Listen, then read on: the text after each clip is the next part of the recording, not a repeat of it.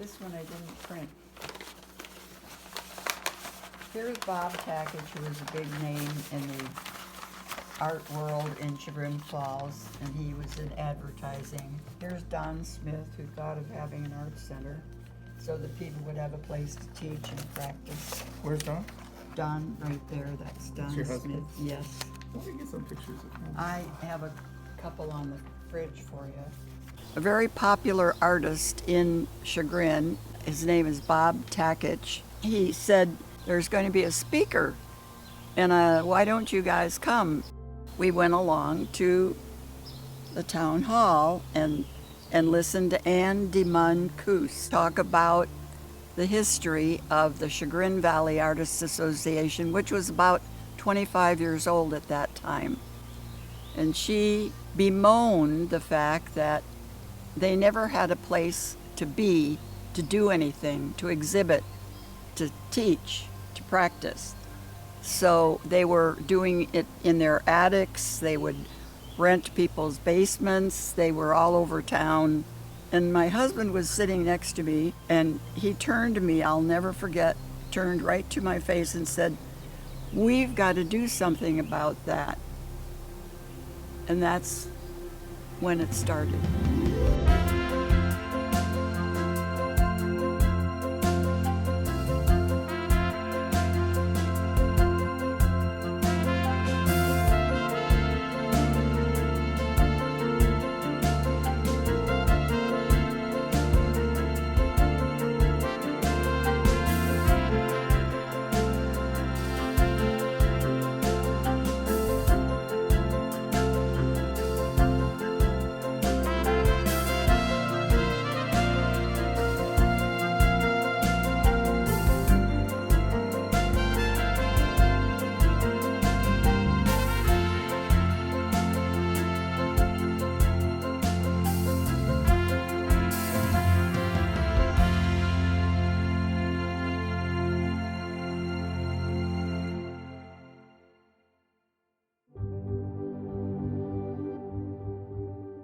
The individuals who came together to set a goal to make a permanent space to make art were really visionary.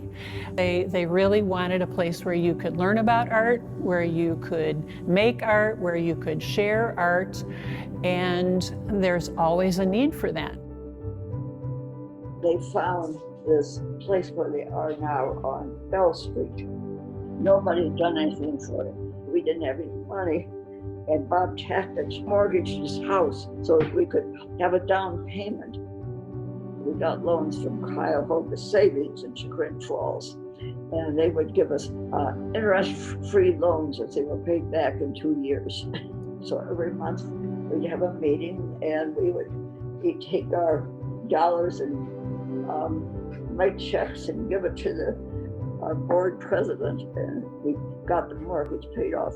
I mean, what a great joy to hear people say, I love this place because I get to try something I've always wanted to try, or something I remember from a long time ago, and I have just not made the time to do it. So it's a place where you are a beginner or a rememberer of what it means to make art. And they also say things like, I've never been so inspired when they come and walk into the gallery and see that so many people have so many ideas, and it comes back to them in the form of inspiration and aspiration to get better at their own craft. I just am in awe of and inspired by all the people who come here to take classes because they've decided that art is important.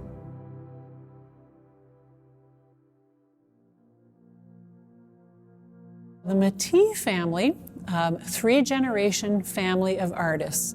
Three amazing women, all in to make art and teach art here. And I just love observing them and watching what comes out of their classrooms. We moved in about 1979 from Chapel Hill, North Carolina. We knew that we wanted to live in a small town, so Chagrin Falls seemed logical. Plus, we had enough contact through my husband's work, people who lived on the East Side and recommended Chagrin, and then they also knew that I was an artist, so they said that the Valley Art Center was here.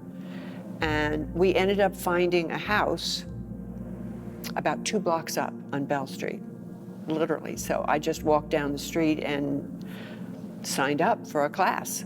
My first class was someone who would be one of the founding members, Bob Takich. His lessons for drawing were outstanding. He was just a good teacher. He really was excellent.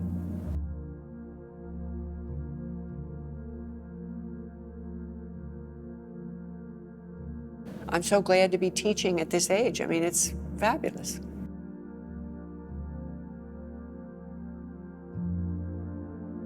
I only have a memory of taking one class, but it was so memorable that I talk about it frequently. And it was with an instructor from Java, the island of Java in Indonesia. Her name was Devi Kapowicz, and she was teaching a batik class here, which blew my mind. It was a really awesome experience, and it was predominantly for adults. I think there might have been maybe a couple of young students, maybe not as young as myself. And we did full-on traditional Javanese batik in the main classroom for, 6, 8 weeks, however long the session was. And it was really profound. From the moment I took that class with Devi Kapowicz, all the way up until now, there's just been this very strong continuity, this very, very strong thread all the way through. And there was a little bit of a break time because I graduated and then went away for a good block of time. I didn't come back until 1997. But as soon as I came back, within a very short amount of time, I was teaching. I didn't even take any classes. I just immediately started teaching. The Valley Art Center is my family. I mean, extended family for me. These 4 walls are my extended studio space. The class that I teach here is called The Art of Beaded Jewelry Design. I teach all levels, girls as young as 7, women as old as 87.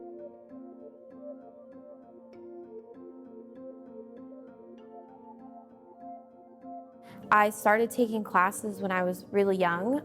I started with pottery classes with Kathy Wenzel, and then I learned watercolor from my grandma, just, whenever I would visit, and learned about making jewelry with my aunt. And I always wanted to try different things when I was a kid. I don't know if I knew at the time, this is what I'm gonna do with my life. But I just really loved it. Right now, I'm really teaching at the community center at the Chagrin Falls Park. I've been teaching there for a little over a year now, and I love it. It's so great. Those kids are amazing.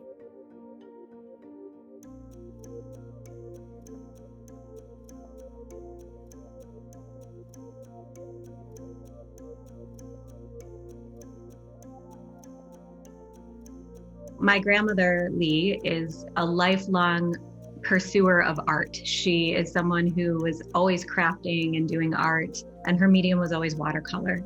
And at some point, she connected to Jan Matee, who is a longtime beloved Valley Art Center instructor. And then their daughter, Kim, is who teaches our daughters jewelry. So I'm kind of getting a chill just talking about this, but it's pretty cool how this little community art center has sort of made these connections now for really, I guess, what would be 4 generations. This is my children's great-grandmother.